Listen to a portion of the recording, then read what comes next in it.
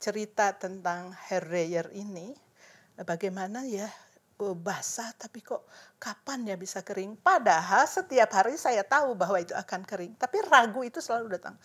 Aduh, kapan ini kering, bisa kering nggak sih ya? Nah, itu lalu saya memaknai, oh barangkali itu artinya doa. Doa itu adalah sebuah upaya untuk membujuk, untuk meminta, untuk Tuhan tolong dong penuhi gitu ya. Tetapi pada waktu yang sama, seandainya itu tidak terpenuhi, saya tahu bahwa saya sudah meminta. Nah, jadi ada ruang ragu yang bisa menghibur kepada kita. Jadi seandainya kita kan ingin gitu, tapi ternyata tidak, ya sudah, kita sudah meminta, kita sudah ikhtiar, lalu kita ikhlas.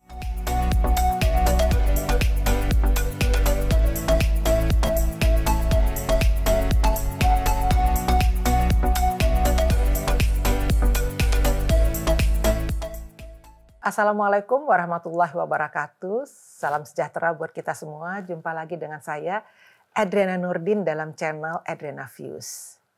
Saya juga mengucapkan selamat menjalankan ibadah puasa bagi sahabat Adriana. Semoga puasa kali ini dapat meningkatkan keimanan, keislaman, dan juga kesabaran kita. Kali ini kita bersama dengan Ibu Liz Markus Natsir. Beliau seorang pakar gender dan juga seorang ustazah yang telah menerbitkan sebuah buku tentang merebut tafsir. Buku ini sangat penting bagi kita untuk kita pelajari apa isinya dan apa makna dari merebut tafsir. Assalamualaikum warahmatullahi wabarakatuh. Waalaikumsalam, Uni Nana, apa kabar? Baik sekali. Iya, terima kasih ya atas kesempatannya saya bicara mengenai buku saya yang terbaru. Kita yang terima kasih karena Bu Liz akan berbagi kepada kita. Sebetulnya apa sih latar belakang Bu Liz, kok tadi saya menyebut sebagai ustazah gitu kan ya. Nah, ini latar belakang teologi, formalnya religi. Ya. Jadi disebut ustazah dalam arti luas, pengajar, pendidik, mungkin ya karena saya kan trainer, kadang-kadang juga diundang oleh universitas untuk ikut mengajar, kadang-kadang juga diundang oleh masyarakat untuk bicara, ngobrol-ngobrol tentang pandangan saya tentang keagamaan. Tapi dalam arti formal ustazah yang saya punya jamaah, punya majelis taklim, saya bukan itu. Jadi maknanya makna sosiologis lah, agak besar. Jadi waktu keluarga kami, saya dari Ciamis, tapi orang tua saya dari Jawa, ayah saya dari sebuah pesantren di Jawa Tengah di Banyumas. Jenis pesantrennya agak bukan NU, bukan Muhammadiyah, lebih dekat ke Masyumi tradisinya gitu ya.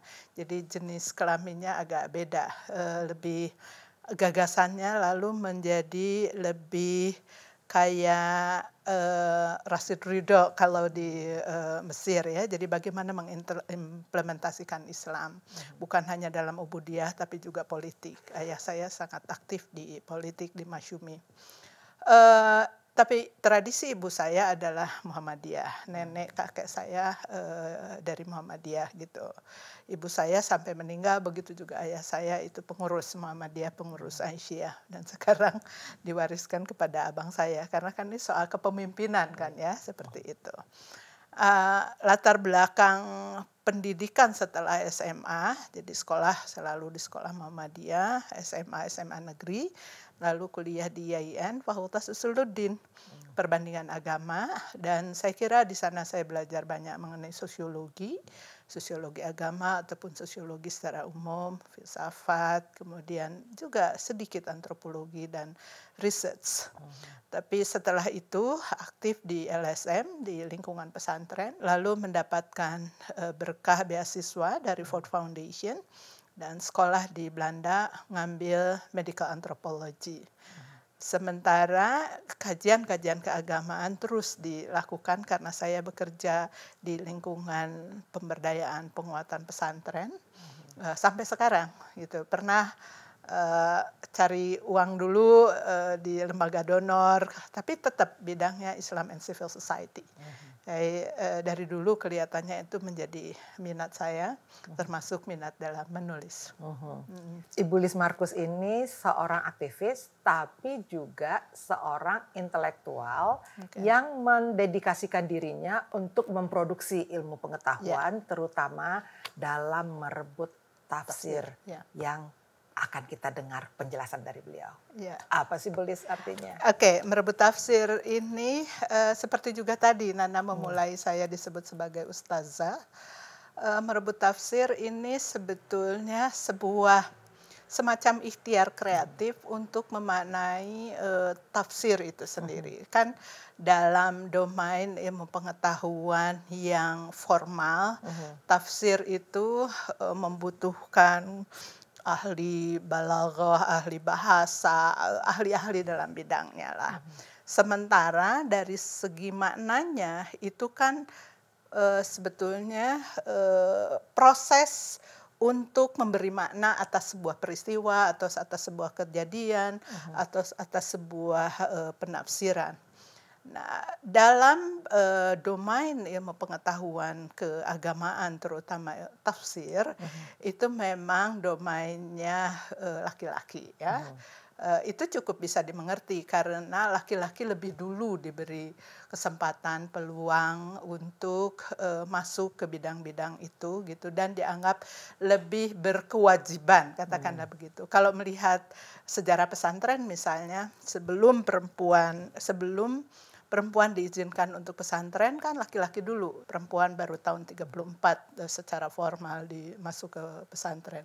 Kalau di sekolah sebetulnya Aisyah lebih cepat, ya, tahun 2021 sudah sekolah untuk perempuan, gitu. Nah, merebut tafsir adalah sebuah metafora di mana saya merasa setiap orang bisa terliberasikan untuk menafsirkan sesuatu, tentu saja bukan penafsiran yang gegabah, tetapi didasarkan pada pengetahuan atau bekal atau ilmu yang kita miliki. Kebetulan saya antropolog, jadi merebut tafsir di dalamnya itu adalah gabungan semacam living religion, bagaimana agama yang hidup dimaknai.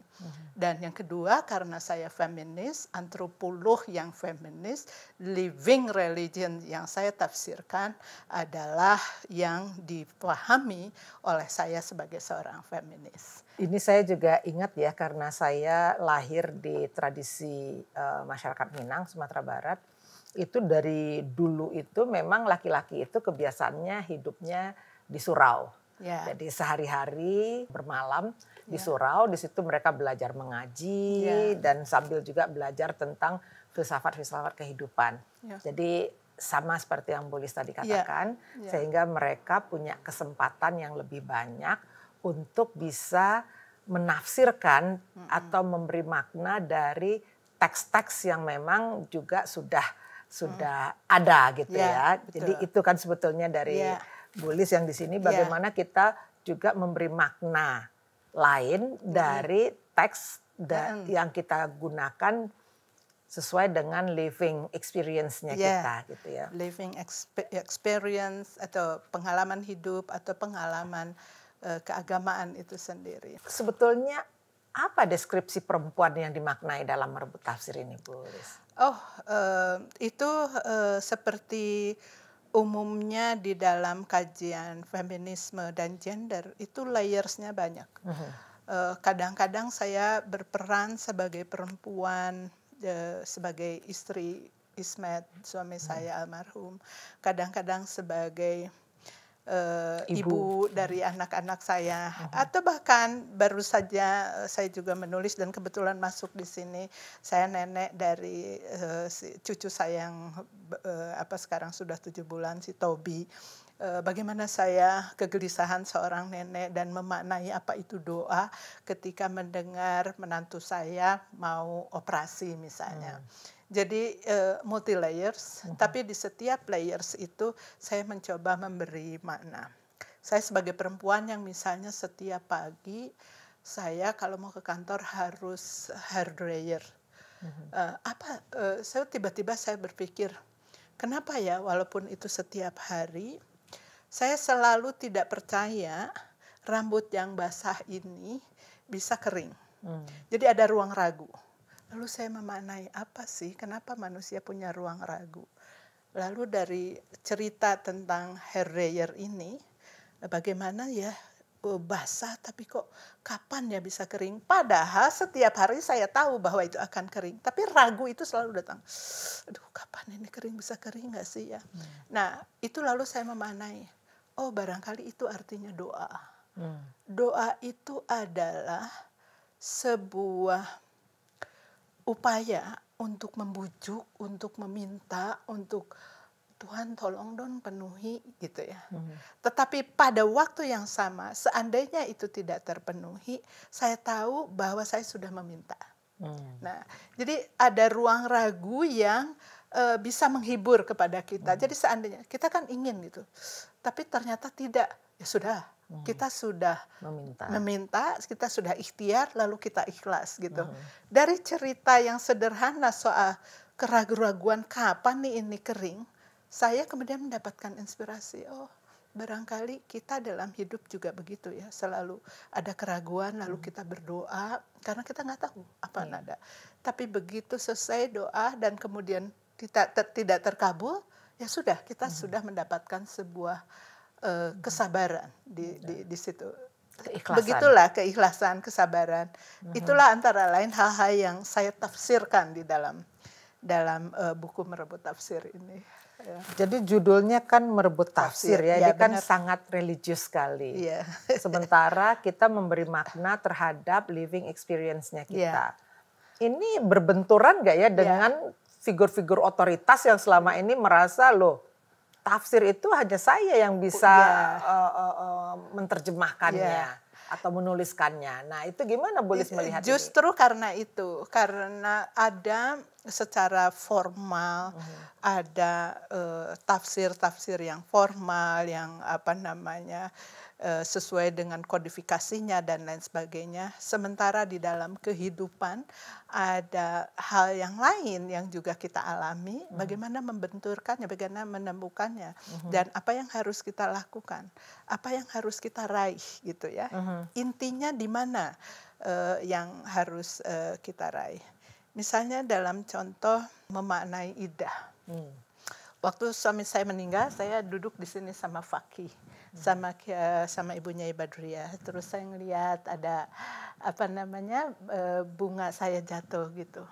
Terus saya bilang, aku sudah jatuh, Fakih, ini saya sudah nggak di tangkainya itu. Terus saya tanya sama dia, jadi Fakih mulai ini aku iddah ya?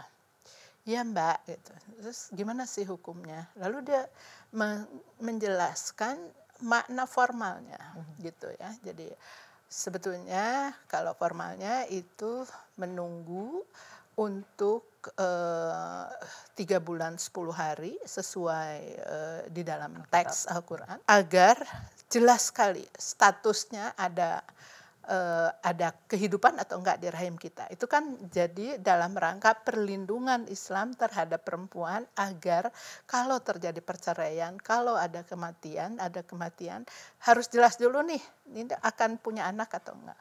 Terus saya bilang, aku udah menopause Pak, ini berlaku enggak? Gimana coba? Saya bilang gitu. Nah itulah di dalam Islam disebut lita'abudi, untuk beribadah, untuk merenung, untuk menghayati tentang kehilangan itu. Kalau begitu harusnya, saya bilang ke Fakih, berarti ini harus dihayati juga oleh suami. Ketika istrinya meninggal, ya harusnya begitu gitu. Tapi dalam realitasnya karena tadinya untuk menentukan status rahim, keberlakuan masa iddah itu pada perempuan, pada laki-laki tidak. Setelah cerai atau setelah selesai masa iddahnya sudah menunggunya sudah langsung bisa kawin lagi. Suami istrinya masih istilahnya dikubur dengan tanah yang masih merah, laki-lakinya udah bisa menikah lagi kan secara hukum agama gitu. Sementara si istri harus menunggu 3 bulan ditambah 1 hari lagi, ditambah 10 hari lagi, jadi hampir 100 hari. Nah, menurut saya pemaknaan saya merebut makna itu. Jadi kalau ini untuk ibadah, sementara dalam waktu yang bersamaan saya adalah kepala rumah tangga. Setelah tidak ada suami dan memang dari dulu juga saya breadwinner, pencari nafkah, saya menafsiri sendiri berapa lama saya masa perkabungan itu. Akhirnya saya bilang saya mau ambil 40 hari. Ya sudah, saya 40 hari nggak kemana-mana, saya ke kuburan, saya menghayatinya itu. Jadi itu yang saya rebut. Saya memaknai sendiri apa artinya perkabungan, dan dalam waktu yang bersamaan karena saya mencari nafkah, saya membuat batas sendiri. Saya bisa 40 hari tinggal di rumah, setelah itu saya perkabungan lanjutannya keluar rumah gitu. Itu caranya. Jadi emang benar selama ini bahwa tafsir tersebut memang dibuat oleh kaum laki-laki, karena kita belum pernah melihat ada perempuan yang menafsirkan di teks. dalam sejarah sebetulnya di Indonesia juga ada, tapi karena yang dianggap memiliki otoritas untuk menafsirkan itu lelaki, si perempuan sendiri kemudian menyamarkan namanya. Misalnya Martin van Bruynesen dalam studinya mengenai Kitab Kuning di Nusantara, itu ada kitab-kitab yang ditulis oleh penulis perempuan, tapi Parukunan Zainuddin namanya, itu pakai nama omnya, bukan nama dia gitu, karena dianggap perempuan tidak punya otoritas, dianggap tidak punya knowledge, bagaimana mau menyebut dirinya sebagai penulis tafsir, sementara tafsir itu pemiliknya adalah lelaki. Dia sampai mengganti namanya menjadi nama orang lain, ya, menjadi nama omnya sendiri. Tapi sebetulnya di dalam tradisi pemikiran Islam sudah cukup lama perempuan dianggap punya otoritas dalam pengetahuannya. Tapi ketika Islam memasuki masa kolonial yang panjang sekali, itu perempuan kemudian dirumahkan kembali bersama pengetahuannya, dibatasi, dia tidak bisa keluar lagi. Di saat itulah sebenarnya proses perumahan itu sekaligus pemberangusan kemampuan dan kesempatan pada mereka untuk mengembangkan diri itu hilang. Ini hubungannya juga dengan kepemimpinan perempuan, ya, karena kan itu masih banyak perdebatan sampai sekarang, benar. bahwa boleh nggak sih perempuan jadi pemimpin? Betul. Kan selama ini yang jadi imam laki-laki, masa perempuan bisa memimpin imam, gitu lah kan. Nah, ini kan ada dua ruang yang diperdebatkan dan seolah-olah menjadi satu, hanya untuk membatasi perempuan. Nah, menurut Buli seperti apa ini? Iya, saya kira salah satu atau salah dua dari artikel ini pasti membicarakan soal pemimpinan formal dan pemimpinan yang faktual, gitu ya. Misalnya pemimpin pesantren putri dan pesantren putra, tapi dipimpin oleh perempuan.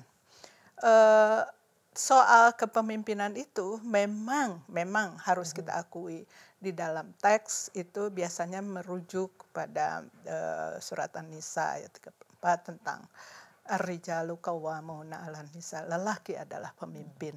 Tetapi bisa juga di mana lelaki adalah penunjang, lelaki adalah penopang, begitu ya, tergantung kepada bagaimana memaknainya.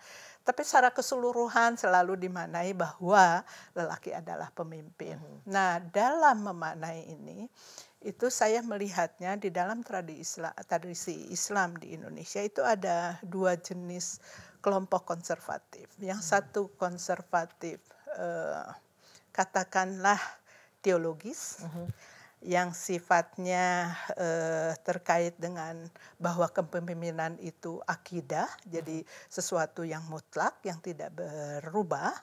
Yang satu adalah konservatif kultural. Jadi rumpunnya, kalau ini kan akidah nih, prinsip.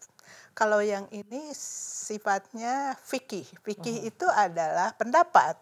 Bisa beda-beda tergantung pada kebutuhannya, tergantung pada situasinya.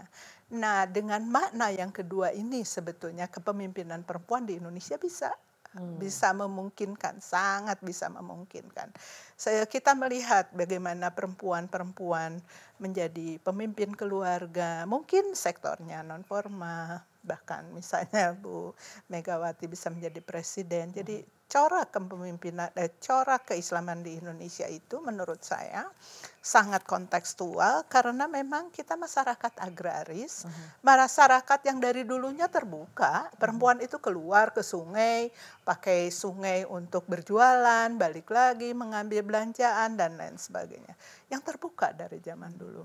Baru memasuki masa kolonial plus dengan ada feodalisme, ada pembatasan-pembatasan, plus karena ada ideologi yang kita ambil dari barat gitu ya, Victorian yang menganggap kepemimpinan itu mutlak pada lelaki. Tapi kalau dalam tradisi Islam, saya kok melihatnya yang sebaliknya, sangat progresif.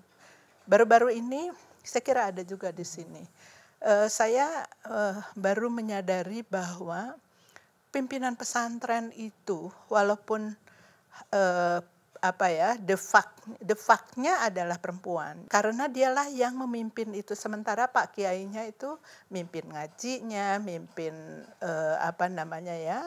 murid-muridnya, yang mengorganisir manajemennya itu ibu nyainya gitu.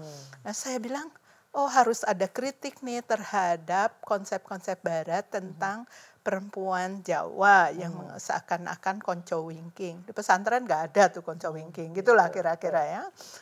Dari mana itu datangnya? Dari penghayatan mereka dalam Islam. Tapi Islam yang tadi konservatif kultural yang ngambil dari tradisi fikih, bukan dari tradisi akidahnya lah, kesana yang menganggap bahwa itu prinsip laki-laki pemimpin, laki-laki imam, laki-laki tidak boleh digantikan oleh perempuan. Kita kayaknya ya ciri di Indonesia nggak begitu, tapi yang lebih kultural. Saya ingat ya waktu masa kecil saya awal 70-an itu di kampung saya di Sumatera Barat sana gitu ya. Itu nenek-nenek saya, jadi para perempuan gitu ya, yang keluar malam itu jam 11, jam 2 malam hanya untuk ngecek aliran air di sawahnya. Iya kan? Dan mereka sendiri keluar, nggak takut, nggak apa, bawa senter, jadi nggak ada kok perempuan keluar malam, nggak ada tuh nilai-nilai itu pada waktu itu ya, jalan sendiri gitu loh. Kan banyak hal-hal yang memang khusus, yang secara khusus untuk mengatur masalah perempuan. Di samping itu kan juga umpamanya masalah poligami nih. Nah itu kan juga sangat khusus kan ya, ada ayatnya khusus tentang hal itu. Nah menurut Bu Liz gimana memaknainya? Itu juga sama saya cara melihatnya. Kebetulan karena seperti yang tadi saya bilang sebagai antropolog. Bagaimana di dalam masyarakat poligami itu dipraktekkan.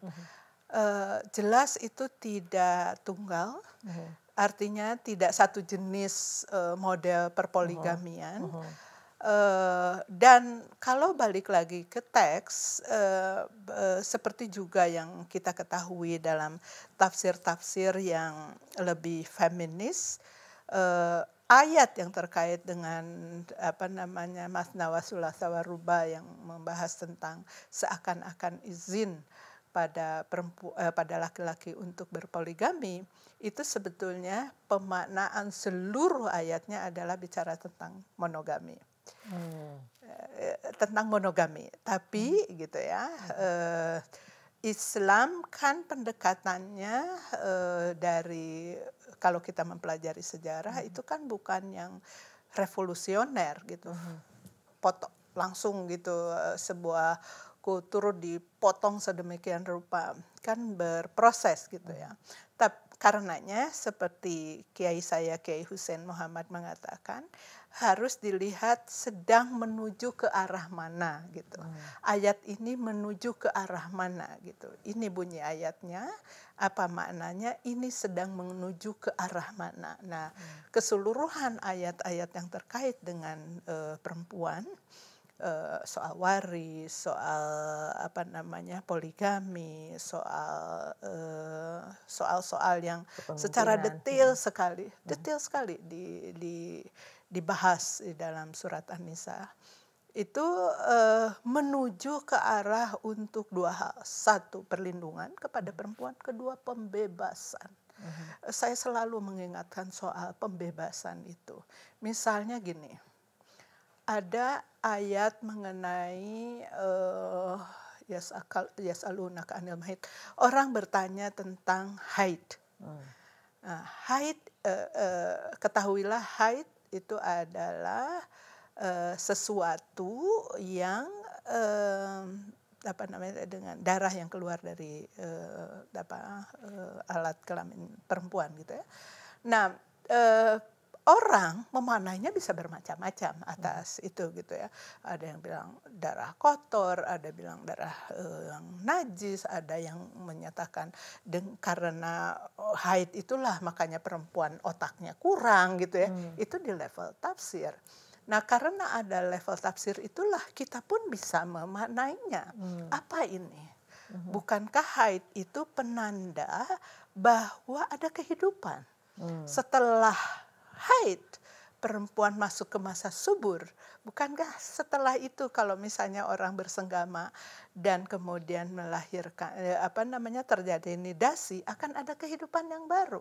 Jadi haid seharusnya dihormati atau dihargai sebagai sesuatu yang baik, bukan yang buruk bagi perempuan.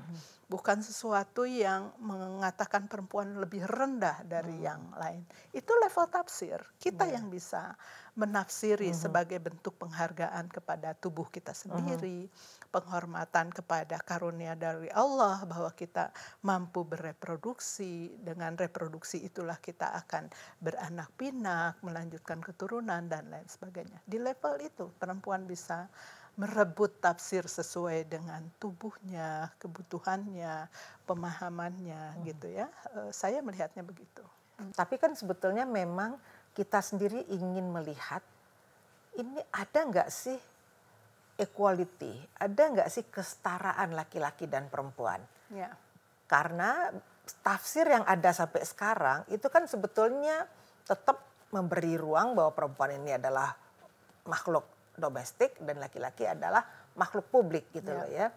Nah, itu gimana sih sebetulnya kita dalam merebut tafsir tersebut? Karena kan sekarang seperti Bu Lis tadi katakan, Bu Lis sendiri kan juga breadwinner ya, pencari nafkah utama di keluarga. Kan banyak perempuan-perempuan lainnya yang menjadi pencari nafkah utama. Bahkan ada perempuan yang sebagai kepala keluarga gitu ya. Nah, gimana kita bisa memaknai hal-hal seperti ini? Nah, itu menarik ya, karena ternyata gitu para ulama di masa lampau itu mempraktekkan keadilan itu. Jadi mengambil dari teks, misalnya soal waris, 2:1, karena makna awalnya adalah 2 kotor gitu ya, punya kewajiban-kewajiban yang lain pada perempuan, 1 itu untuk dirinya sendiri. Dalam realitas nggak begitu, nggak begitu betul, gitu ya. Betul. Si perempuan tetap kotor juga, tetap support keluarga, menyebut dan lain sebagainya. Nah, ulama-ulama masa lampau itu kenapa kemudian ada tafsir? Itu yang menarik, karena merasa ada cara untuk menerapkan keadilan itu. Ada cara tuh. Walaupun sudah ada di dalam Al-Quran, orang menafsirkannya, para ulama di masa lampau menafsirkannya, kita menafsirkannya, karena kita ingin menerapkan keadilan itu. Apa yang dilakukan? Misalnya di keluarga saya misalnya. Bagi dulu, habis itu gitu. Habis itu ya udah, ini ditambah ke sini, ini tambah ke sini. Tergantung itu, siapa yang membutuhkan. Ya. Jadi ada unsur keikhlasan gitu ya, kasih sayang yang ya udah ini buat kamu deh gitu, atau kayak saya misalnya, ya udah hasilnya aja lah kalian ambil gitu. Itu cuman weku karena menghormati orang tua misalnya kayak gitu. Masalahnya itu hanya di level non formal gitu yo. Begitu masuk ke formal kaku lagi gitu. Begitu ada berebut aja, langsung deh diberlakukan tuh 2:1 itu gitu. Nah, di dalam kebudayaan misalnya di Aceh ya, karena saya lama bekerja di Aceh. Itu ada disebut dengan harta penulang. Jadi harta yang diberikan kepada anak perempuan yang lebih dulu diberikan sebelum ada waris. Betul. Untuk penguat gitu ya, pada si penulang kan memberi Penunjang tegakkan hidup. gitu. Dan di banyak budaya itu juga begitu. Betul. Intinya adalah pengen membagi sama antara Betul. laki-laki dan perempuan atau ingin membagi secara adil laki dan perempuan. Anak-anak saya sekarang karena suami saya sudah meninggal, misalnya saya bilang rumah bekas ayah buat abang aja ya. Terus yang itu buat ini, oke, sudah. Nah, lalu dilegalkan gitu. Kenapa? Karena setelah itu ada keturunannya yang belum tentu mengerti situasi waktu kami berbagi ini. Betul. Gitu.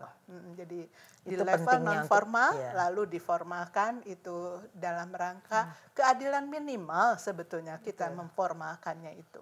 Betul. Sebelum itu, sebelum masuk ke yang formal itu ya kita kalau misalnya memang baik-baik saja gitu ya dalam bersaudara, itu intinya pengen membagi secara adil dan rata.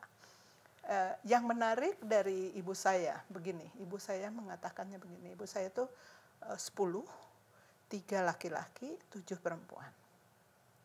Lalu ibu saya sadar betul bahwa memang sistem warisan dan macam-macam itu memberi kesempatan kepada yang laki-laki lebih besar. Jadi ibu saya bilang begini, pokoknya sampai kemanapun sekolah mama biayain. Karena mama nggak bisa ninggalin apa-apa. Kamu cari sendiri. Tapi sekolah kemanapun mama biayain karena ibu saya kan breadwinner juga ya, punya toko besar gitu. Bapak saya ngurusin organisasi melulu nggak ngasih duit gitu ya. Nah dia sadar betul gitu bahwa ilmu atau cari sendiri yang bekal sendiri yang dia bekalin kepada anak-anak perempuannya. Dan betul anak-anak perempuan hanya satu yang memang menjadi istri gitu ya, yang lainnya tuh pekerja.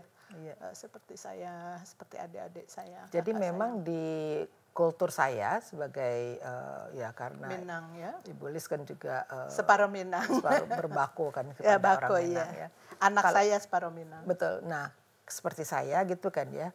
Itu ibu saya juga begitu mengatakan kalau dulu itu dalam kultur kita itu kan lebih kepada perempuan ya. Karena kakek saya dulu juga berpendapat bahwa lu anak laki-lakinya kan selama hidupnya udah dimodali terus. Anak perempuan selama ini hanya di rumah, tidak punya kebutuhan apa-apa, sehingga wajar anak perempuan yang diturunkan warisan. Nah tapi itu untuk pusako tinggi atau juga untuk yang di kota? Sama juga untuk pusako rendahnya juga begitu, untuk hasil gonogininya juga begitu pandangannya. Nah cuman kan sekarang orang jadi ini kan langsung mengatakan bahwa enggak Islami. Nilai itu kan enggak Islami. Kalau Islami itu harus laki-laki. Nah, itu yang menurut saya kan kembali kepada bagaimana keluarga tersebut memaknai. Dan disitulah merebut tafsir bicara. Itu merebut tafsir ya. Tapi kan akhirnya ibu saya, waduh nanti ibu berdosa nih kalau kayak gini. Itu yang harus kita yakinkan, dudukkan lagi sebetulnya gitu ya. Nah terus Bu Lis, sekarang ini kan sedang dalam bulan Ramadan, ya. Nah dalam bulan Ramadan ini sebetulnya Bu Lis ini sebagai ahlinya nih ya, ahli kajian Islam dan gender, gimana kita memaknai bulan Ramadan ini Bu Lis? Iya, itu salah satu tema yang juga saya tulis di sini, saya masih ingat. Tulisannya tidak terlalu panjang dan itu adalah semacam hasil permenungan. Apa ya, setiap tahun kita balik lagi, gitu lagi, lalu orang selalu mengatakan, oh ini ada bagusnya dari sisi kesehatan gitu. Wong sekian jam gak minum gitu kan, kira-kira di mana ya gitu. Jadi ada semacam kontradiksi dan lalu kita ditaklukkan oleh pendekatan pengetahuan gitu ya. Saya tidak termasuk yang setuju, bukan tidak berbeda dalam melihat hal itu. Ya, saya melihatnya begini, seperti yang tadi kita obrolan di luar pembahasan ini, kan orang senang dengan bulan Ramadan, merindukannya sebetulnya kan hari dengan keluarga ya. Oh. Saya punya seorang teman, dia mualaf, dia belajar berislam itu ketika di Iran. Dan dia senang karena itu adalah hari keluarga. Dia bilang, ibu, bapak, anak laki, anak perempuan itu bicara terus. Tertidur, terus bicara lagi, ngobrol lagi. Melakukan ibadah sama-sama. Ya, dan itu saat yang menurut dia indah sekali ya. Dan ketika dia ke Eropa balik lagi, dia merasa kalau soal menahan lapar itu kebiasaan saya lah, tetapi saya tidak menemukan itu. Jadi tidak menemukan keindahannya secara spiritual gitu. Nah, sementara saya sendiri melihatnya begini. Sebetulnya kan manusia punya kebebasan ya, mau puasa kayak mau enggak, kayak mau makan kayak mau enggak. Tapi kita menahan diri untuk menahan diri itu satu hal. Menahan diri itu buat saya itu adalah bentuk penundukan, ketundukan kita kepada Allah. Saya tunduk kepadamu, saya berserah dan ini puasaku untukmu. Kenapa puasa untuk Allah? Karena kita sebetulnya dibandingkan dengan ibadah lain itu ada performance. Sholat itu bisa kelihatan, haji itu bisa kelihatan, zakat itu bisa kelihatan. Tapi puasa hanya kita yang tahu. Aku puasa atau enggak tuh hanya kita yang tahu. Sholat kan orang bisa tahu, oh iya tadi sholat dia gitu. Atau oh iya dia bayar zakat. Tapi untuk puasa hanya kita yang tahu. Dan itu menurut saya luar biasanya sholat. Bentuk ketundukan yang tidak ada siapapun bisa menundukkan kita kecuali Allah. Kita berpuasa dari waktunya gitu ya. Setelah imsak sampai maghrib kita tunduk ya Allah, kita patuh kepadamu. Itu yang menurut saya yang luar biasa. Selain yang sosiologi tadi ya, bahwa kita kumpul bersama saudara dan itu dan yang keluarga. juga dirindukan oleh orang, rasa penundukan, rasa ikhlas menerimanya gitu ya. Kan itu kan kita ikhlas kan, kita kan nggak pernah protes kan. Kenapa sih puasa dari jam segini sampai jam segini? Bahwa kita menerima itu sebagai sebuah keyakinan kita gitu ya. Nah, dalam penerimaan kita, dalam penundukan kita gitu ya. Tapi kita sebagai perempuan ini kan ada masa haidnya nih. Terus gimana kita pada waktu masa haid itu dalam menjalankan ibadah yang kita anggap kan kita, karena perempuan kita selalu berdoa loh ya pada bulan puasa, semoga saya nggak dapat haid. Padahal kan itu juga sesuatu hal yang saja dan kesehatan juga gitu loh ya. Masa kita harus minum obat supaya nggak haid untuk menunjukkan penundukan kita selama sebulan. Nah ini gimana ini? Kalau orang kan, kalau pendekatan fikihnya kan, wong dikasih rukhsah artinya dikasih dispensasi kok nggak mau ambil aja lah dispensasi itu gitu. Padahal kan kayaknya ada rasa rusak nih gitu loh kan, sebulan nggak penuh gitu ya. Hal lain biasanya orang melihatnya toh kita bisa tetap berpuasa dalam artian bukan menahan laparnya, tetapi situasi psikologis, kejiwaannya, ketundukannya, kepasrahannya dalam keadaan head dan nggak head kan bisa terus gitu, itu diciptakan. Nggak kemudian ketundukannya berhenti karena haid, nggak toh gitu. Jadi menurut saya bagaimana kita memanai ketundukan itu, Nana. Ya, jadi kita jangan menjadikan hambatan-hambatan fisik itu sebagai hambatan kita dalam beribadah gitu kan itu, ya. Betul. Dan bagaimana ya, indah betul ya. Mungkin karena juga kita dikonstruksikan, saya udah 63 tahun, berarti kurang lebih 58 tahun lah gitu ya, puasa gitu ya. Betul. Itu kan luar biasa ya, indahnya, rindunya. Badan sendiri juga sudah merasakan. Udah malas-malas karena udah mau puasa gitu. Menurut saya tinggal bagaimanakah kita memanainya. Selain ketundukan adalah pembebasan. Pembebasan tuh gimana? Jadi misalnya ya, ini yang indah dari Islam itu. Dalam menerapkan hukum misalnya. Itu kan kalau kamu batal puasanya, itu kan bayar. Itu Fidyah. fidyahnya.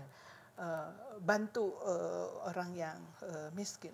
Kalau kita berbuat kifarat, berbuat yang buruk sekali di bulan puasa, bebaskan budak. Kalau zaman sekarang bebaskan budak artinya apa? Kan orang-orang yang ada di dalam struktur dan sistem yang menyebabkan dia seperti budak itu kan banyak. Betul. Jadi kalau kita melakukan sebuah perbuatan yang katakanlah menyalahi secara fikih, misalnya melakukan hubungan seks di siang hari, misalnya gitu. Itu ada cara, ada jalan untuk melakukan pembebasan orang kepada orang lain gitu ya. Menurut saya pemaknaan itu yang harus direbut ya dalam kita menafsirkan tentang ibadah puasa itu. Karena bagi saya itu yang arti yang sangat dalam gitu ya, selain sholat, puasa, dan zakat. Yeah. Zakat ini kan juga mempunyai makna yang luhur sekali dalam kita beragama gitu kan ya. Karena bagi saya itu juga nggak ternilai gitu loh bagaimana kita memaknai zakat. Betul. Bu Lis, Ramadan sekarang ini kan adalah Ramadan kedua dalam masa pandemi. Kalau Ramadan ini yang saya ingat itu adalah romantisme saya masa kecil. Masa kecil dulu saya di daerah dengan orang tua, dengan adik kakak, itu kan bagaimana sore-sore kita berantem mau beli makanan apa, gimana kita nanti pas buka puasa. Kalau dulu waktu kita kecil-kecil itu kan makanan yang enak belakangan gitu loh ya. Nanti udah giliran kita mau makan udah dimakan oleh kakak-kakak kita ternyata gitu. Itu kan kerinduan-kerinduan masa kecil, itu yang selalu saya rasakan sampai sekarang. Selalu kesedihan saya karena saya mengingat lagi masa kecil saya, kebersamaan dengan keluarga dulu ya. Nah sekarang nih Ramadan kedua pada masa pandemi, kan sepertinya ada yang hilang sebetulnya dalam diri kita. Kalau Bu Lis gimana merasakan ini? Apalagi bulan puasa kemarin ya, bulan April, Mei itu baru 2 bulan kita belum beradaptasi dengan COVID. Jadi anak-anak dan kalau masih lockdown datang, loh itu masih lockdown, anak-anak tuh di luar sana, mama, dadah gitu. Saya ingat nasihatnya Gus Mus. Gus Mus mengatakan selama ini kita itu begitu selalu terburu-buru, kita itu selalu tidak pernah lockdown, tidak pernah menutup apapun gitu yang menyebabkan kita tidak punya kesempatan dekat dengan Allah. Karena selalu dalam keadaan terburu-buru, selalu dalam ada kesempatan terus gitu. Nah sekarang kita harus menarik jarak ke Nana gitu. Menarik jarak itu Gus Mus bilang, menarik jarak pada hal-hal yang duniawi. Saatnya kita melalui puasa yang sendirian itu adalah menarik jarak dari hal-hal yang duniawi. Kita saatnya untuk mendekatkan jarak kepada yang ilahi, yang ukhrawi itu ya. Karena selama ini walaupun kita berpuasa kita nggak pernah narik jarak itu gitu ya, kecuali menahan diri tapi tetap dalam keadaan rush. Ayo cepet-cepet harus ke kantor, harus ke Jakarta, cepet pulang, mau buka di rumah, mau buka bersama. Nah ini kita restuh kalau orang dan jadwal buka bersama itu penuh lebih penuh daripada jadwal makan di rumah dengan keluarga itu yang biasanya. Dan saya harus buka rahasia di sini, dalam bulan puasa yang kemarin saya bertarawih dengan seorang teman di dalam 1, 2, 3, 4, 5 keluarga pakai Zoom. Kita sudah orang lain kan belum waktu itu masih takut-takut gitu. Dia beristihad memimpin dan penuh waktu saya untuk ikut khusyuk gitu. Khusyuk penuh sebulan penuh itu tidak terpotong satupun. Kalau dulu kan karena harus ke masjid, kadang-kadang di rumah saja gitu. Ini terus dan saya menikmatinya dan sekarang juga mau pakai Zoom lagi gitu ya. Ada ijtihad lah untuk kita sholat tarawih. Toh ini sholat sunat gitu. Kalau sholat isya'nya memang sendiri-sendiri. Habis Ramadan Lebaran. Iya. Nah, ini kalau merebut tafsir lagi ini gimana ini kita memaknai Iya, Lebaran? memaknai Lebaran. Jadi gini, ini yang seorang teman sosiolog mengatakan, kita ini ya sebagai pejuang 11 bulan kita di kota proletar gitu ya, melawan gitu. Begitu bulan yang ke itu puasa, pulang kampung tiba-tiba jadi raja kecil gitu ya. Nggak bisa tuh jadi saya memaknainya memang pulang kampung adalah pulang ke jati diri, pulang ke memori, pulang ke asal, tetapi dalam waktu yang bersamaan sayangnya gitu ya, pulang sebagai kelas sosial yang berbeda. Ada kelas saya yang di kampung saya gitu yang di sana. Tadi Nana mengatakan kesempatan untuk berzakat, bersedekah dan lain sebagainya. Bahwa realitas kita kelas menengah ya kita harus syukuri, tetapi bulan puasa adalah saat untuk pulang dan untuk membaca ulang makna kelas itu. Mungkin kita harus memikirkan bagaimana krisis-krisis di desa disebabkan oleh krisis agraria, krisis tanah. Saatnya untuk meninjau lah waktu kita berbulan Lebaran itu, karena beberapa waktu ada di kampung melihat perubahan-perubahan yang terjadi. Saya biasanya punya kesempatan-kesempatan seperti itu karena kebetulan ayah saya juga tokoh gitu ya di kampung. Orang selalu bilang, cobalah kamu daftar jadi DPR atau DPRD kamu. Saking populernya ayah saya di kampung halaman saya gitu. Saya ingin memaknai begitu. Saya saat untuk pulang dan untuk memaknai ulang kelas sosial yang terjadi akibat perubahan-perubahan di desa, perubahan-perubahan kepemilikan tanah, ke sumber usaha dan lain sebagainya, krisis ekologi, krisis relasi di desa. Saatnya untuk melihat kembali di saat berlebaran itu, bukan hanya memori masa kecil tentang makanan, tetapi juga saatnya untuk meninjau ulang situasi di desa menurut saya. Tapi saya sendiri juga Lebaran ini memang saat kembali ke memori itu memang juga sangat sedih kuat ya? gitu loh ya. Iya, Jadi benar. makanya itu memang betul-betul. Makanan apa yang paling senang sama Uni Nana kalau pulang kampung? Iya pastilah ya ketupat gulai ya. Iya, itu iya. kan gulai pakai ada gulai tunjangnya gitu. Jadi gulai pakis. Gulai pakis. Kebayang nggak saya yang memori saya itu namanya RO. RO itu ranginang oyek.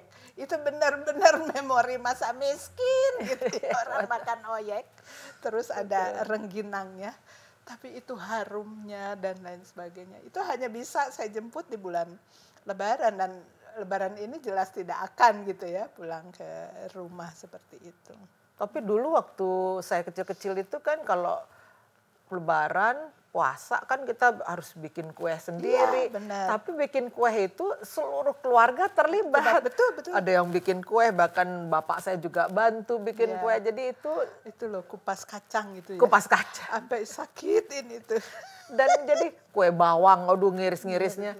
Jadi menurut saya memang ada suasana kebersamaan, ada suasana kembali kepada keluarga, itu yang memang betul-betul kita miliki pada saat puasa dan juga Lebaran gitu ya. Tapi jangan salah, anak-anak kita sekarang di kota pun punya memorinya tersendiri ketika mereka di kota itu ya. Anakku 3 anak saya selalu pengen pulang ke Lampung misalnya ke mertua saya, karena itu satu-satunya waktu dia sudah masa kanak-kanak boleh makan noodles yang hanya bisa dimakan ketika pulang dari Lampung naik Roro itu, naik ferry boleh makan itu gitu. Jadi pengen itu gitu.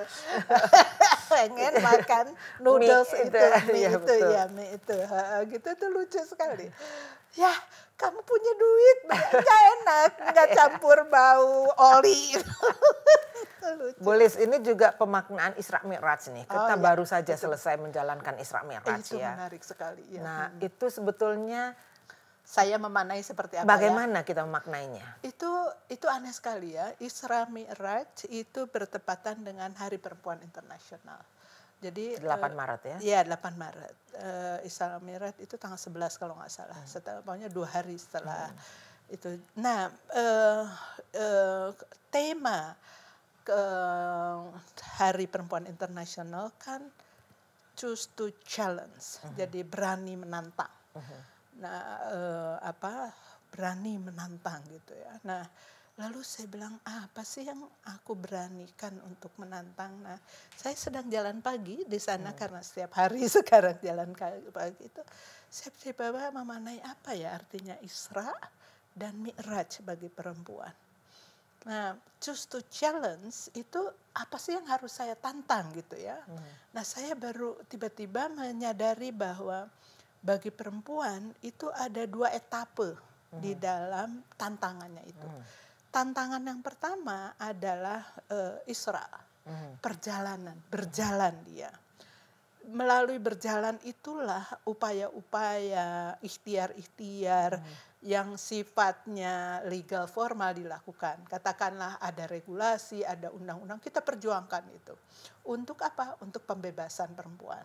Jadi kalau perempuan mengalami kekerasan, dia pergi ke pengadilan, dia pergi ke Women Crisis Center, itu adalah Isra-nya perempuan. Tetapi ketika perempuan memutuskan entah dia melanjutkan perkawinannya atau dia masuk ke pengadilan untuk cerai karena, nah ini alasannya, bukan karena untuk soal hak atau soal, karena si perempuan menyadari tidak ada satu orang pun yang boleh saya pertuhankan, tidak juga suami. Karena itu saya katakanlah meminta cerai karena saya tidak mau lagi mempertuhankan selain Allah. Dalam saat itulah perempuan Mi'raj. Karena dia sudah melakukan pembebasan atas Tuhan-Tuhannya yang lain, atas ilah-ilahnya yang lain, atas ketakutan status sebagai janda, ketakutan siapa nanti yang menafkahi, dia berhenti di situ, dia hanya percaya kepada Allah dan saat itulah dia. Nah, itu saya maknai di situ.